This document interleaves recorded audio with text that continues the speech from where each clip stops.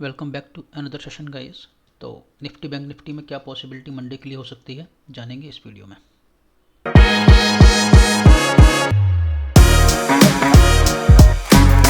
Hello दोस्तों, अगर आपको भी candlesticks and chart pattern support resistance price action समझने में प्रॉब्लम होती है तो इसके लिए मैंने एक बेसिक्स ऑफ टेक्निकल एनालिसिस की सीरीज़ बनाई है। उसका लिंक मैं यहाँ कार्ड पे दे दूंगा। आप उसे देख के ही समझ सकते हो कि सपोर्ट एंड रेजिस्टेंस कैसे ड्रॉ करते हैं, कैंडलस्टिक पैटर्न्स को हम कैसे यूज़ कर सकते हैं, मूविंग एवरेजेस को हम कैसे यूज़ कर सकते हैं to identify support and resistance.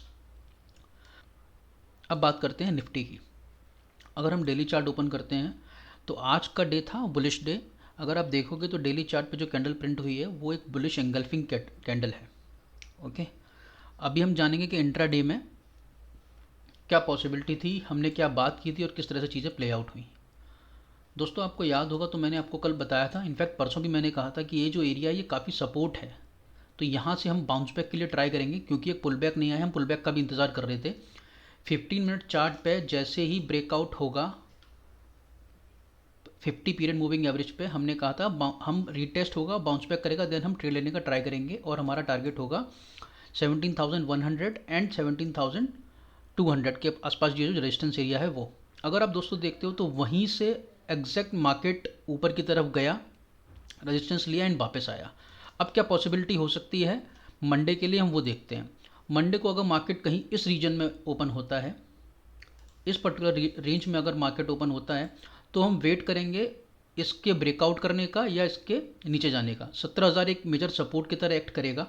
Okay, और अगर 17,200 क्रॉस होता है तो आई एम होपिंग कि ये गैप फिल होगा और 17,300 तक मार्केट जाना चाहिए, क्योंकि ये अगर आप चार्ट पे देखोगे तो ये गैप अभी बचा हुआ है, ये गैप फिल होना चाहिए और मार्केट एक बार बाउंस बैक कर सकता है यहाँ से।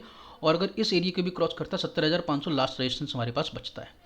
अब अगर मार्केट इसको ब्रेक डाउन करता है, 17,000 को ब्रेक डाउन करता है, तो ये पॉसिबिलिटी है कि मार्केट एक बार फिर 17,800 तक आए।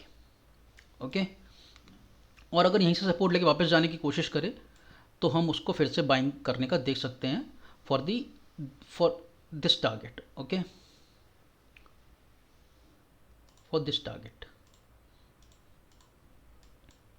तो ये है निफ्टी का एनालिसिस। अब बात करते हैं बैंक निफ्टी की। दोस्तों, अगर आप बैंक निफ्टी पर देखोगे तो आज भी एक बुलिश कैंडल है। बुलिश कैंडल एक बार डेली चार्ट पर निफ्टी में भी देख लेते हैं। अगर आप डेली चार्ट पे भी देखते हो तो ये एंगल्फिंग है, इसने जो हमारा लास्ट ये जो रेजिस्टेंस था यहाँ पर रेजिस्टेंस लेके यहीं पे क्लोज, इसके नीचे क्लोज दिया है।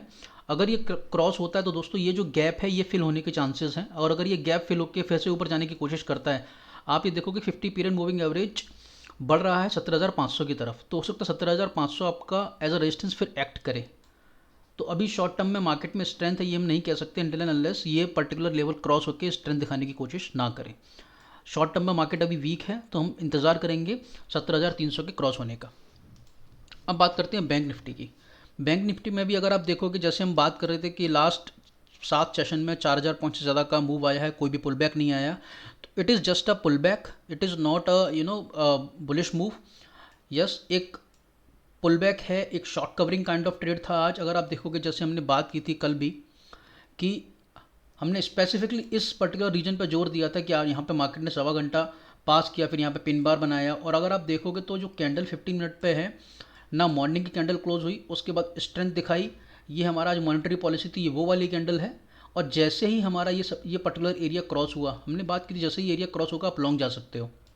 जैसे ही एरिया क्रॉस हुआ मार्केट ने बहुत अच्छा मूव दिया। पहला टारगेट हमारा ये था, यहाँ पे इसने रेजिस्टेंस लिया, ये जैसे ही क्रॉस हुआ उसने ये टारगेट दिया। अब आगे की पॉसिबिलिटी क्या हो सकती है, अगर इसी रेंज में ओपन होता है तो 38,000 एज अ सपोर्ट काम करना चाहिए, 38,500 एंड 38,000 ये एज अ सपोर्ट काम करना चाहिए। एंड अगर इसको ब्रेक करके ऊपर जाता है तो हमारा नेक्स्ट टारगेट जो बनेगा वो बनेगा 39,450। द रीज़न इज़ यहाँ पे एक गैप छूटा हुआ है, वो गैप फिल हो सकता है, तो हम उसको प्ले आउट कर सकते हैं और यहाँ पर रेजिस्टेंस लेके फिर से मार्केट नीचे आए तो हम सेलिंग का भी देख सकते हैं। और अगर मार्केट गैप डाउन ओपन होता है, यहाँ कहीं ओपन होकर सपोर्ट लेके ऊपर जाएगा तो हमारा टारगेट ये बनेगा, और अगर इसका तो हो सकता है फर्दर सेलिंग हमको देखने को मिले। तो दोस्तों, ये व्यू था निफ्टी एंड बैंक निफ्टी पे। अगर आपको मेरा एनालिसिस पसंद आता है तो प्लीज़ वीडियो को लाइक करें, शेयर करें, सब्सक्राइब करें चैनल को। एंड कल chart of the week and market का overview in terms of short term and mid term मैं वीडियो रिलीज़ करूँगा। तो थैंक यू सो मच दोस्तों, मिलते हैं नेक्स्ट वीडियो में।